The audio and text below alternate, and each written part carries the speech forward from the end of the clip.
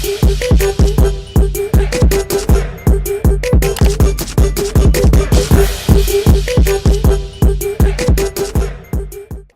up, you guys? It's ChazTV23 here, back at you with another YouTube video.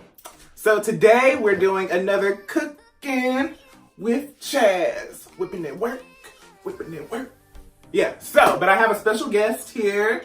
Earl is going to actually be cooking and I'm just going to be narrating and recording and all the other stuff. But yeah, before we get any further into the video, as you already know, Chaz is rad and you're a part of the rad crew. So this is what I need you to do for me. I want you to like this video. Then you are going to subscribe to my channel. I also want you to share this video because you might not like it, but somebody else will. Then I want you to hit the notification bell because you need to know every time that I upload a video. And next, if you're feeling led to, if it's in your heart, drop me a comment and tell me if you want to see more videos like this. Give me some ideas of some videos that you want to see, or whatever the case may be. But without further ado, let's get into the cooking. We're making beef stew from scratch, homemade by myself, and me. Cornbread, and we're baking a cheesecake. We're doing a lot. Okay, so to start off, what are we doing? All right, so I've already pre-cut potatoes and carrots, and I'm pre-cutting my green beans so I can get those going in my base. Okay, let me show y'all. So we got some potatoes and carrots, and we got some beef, and he's gonna dump in the green beans. Yeah, you see it?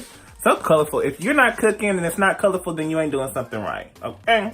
You're supposed to have all the colors of the rainbow in your food. Okay, then you pour in the beef broth. How much do you use? We're gonna use all 32 ounces of this. 32 ounces of beef broth. Okay, so after the 32 ounces of beef broth, you're going to follow it up with 32 ounces of water. So what you can do is just fill up the container so that the water can also get any left remnants of the beef broth. Okay, so once you have all your vegetables. Once you have all your veggies, the broth and the water inside the pot, you're going to turn it up to medium-high heat. And of diced tomatoes that you're adding. And it's on medium-high heat, so it's gonna come to a boil, I guess.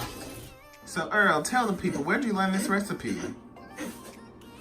My mom used to make it, and so I just made my own variation of her recipe. And yeah, that's where we got it from. And I learned how to cook from my grandma and my mom, and then I surpassed both of them, so. So you're the better chef is what I hear you saying. Exactly. I wonder how Tina Boss Lady feel about that statement. She ain't gotta feel, she just gotta know.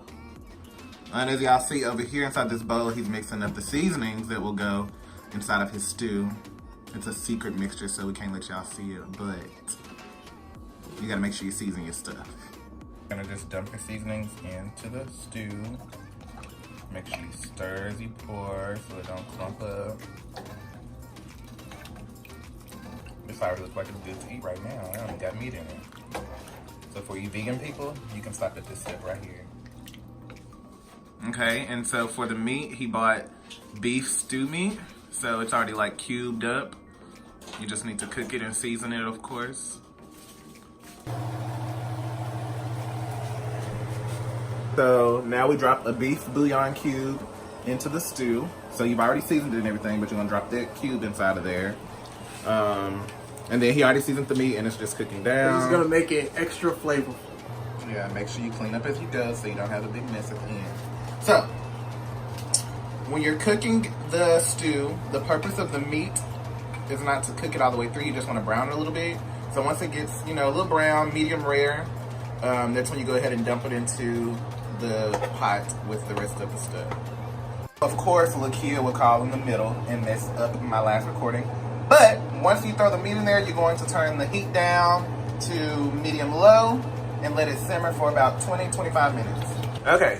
For the cheesecake, we're going to use 16 ounces of cream cheese.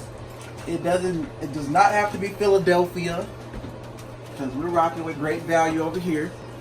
And what kind of cheesecake are you making? We're making a cinnamon roll cheesecake. The crust is going to be made out of Pillsbury cinnamon rolls. Okay. And we're going to make the cheesecake filling and the cinnamon brown sugar filling from scratch, and we're going to place it in the oven and bake it. Okay, so you got your 2 16 ounces Philadelphia cream cheese. We got 16 ounces of Philadelphia cream cheese, a half a cup of sour cream, and a half a cup of sugar, and we're gonna blend it.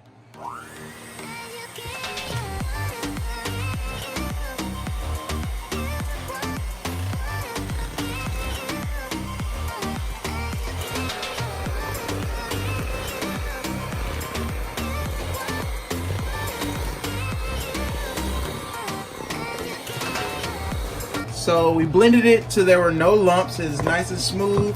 We're going to crack open 1 egg. No shells. And add it to the mix. And then we're going to blend it.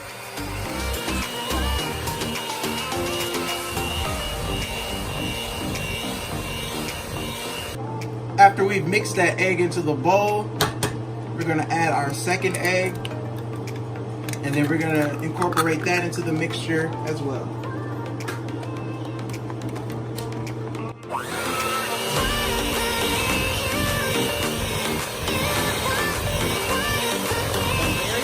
Okay, so what's the next step? So we set our cheesecake mixture to the side, and now we're moving on to the cinnamon filling, which is gonna consist of melted butter, brown sugar, and cinnamon.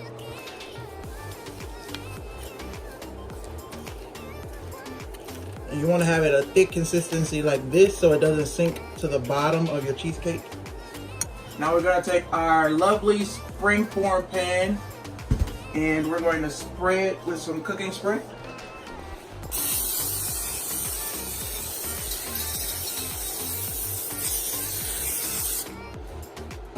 And then we're going to add in our Pillsbury cinnamon rolls, which I have pre-popped. Is it just me, or is anybody else scared to open up biscuits, cinnamon rolls, anything inside them pressurized cans? I can't do it, so I'm glad that Earl is here and he can do all that because your boy ain't got time. The last time I tried, I opened it, it popped, and it rolled up under the couch. You're just gonna line the bottom of the pan like so with your cinnamon rolls. And then once you have them all in there, you're gonna spread them out and mash them together so that you have a nice even base for your cheesecake crust. Okay, so this is how it should look once you have it all spread out. Then once you have it all spread out, we're going to add our cheesecake base.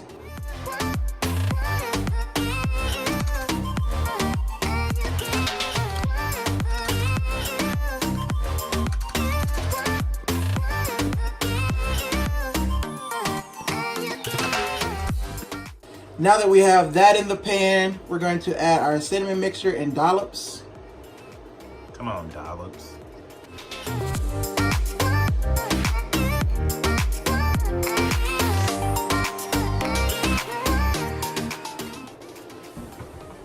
And then I like to swirl it in there, get a nice little pattern going.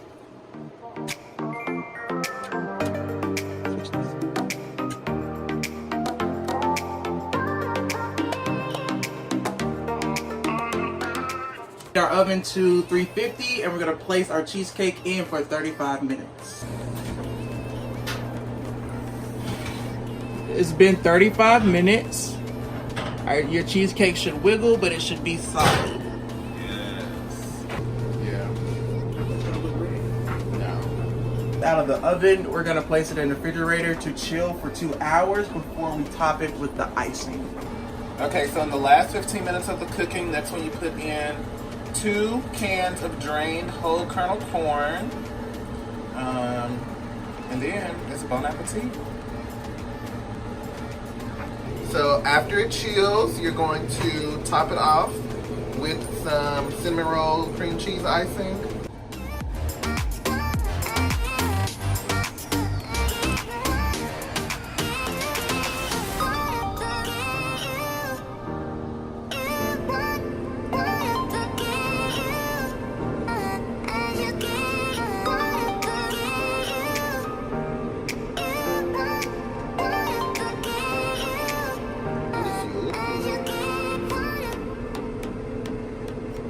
Okay, Okay, so now time for the moment of truth.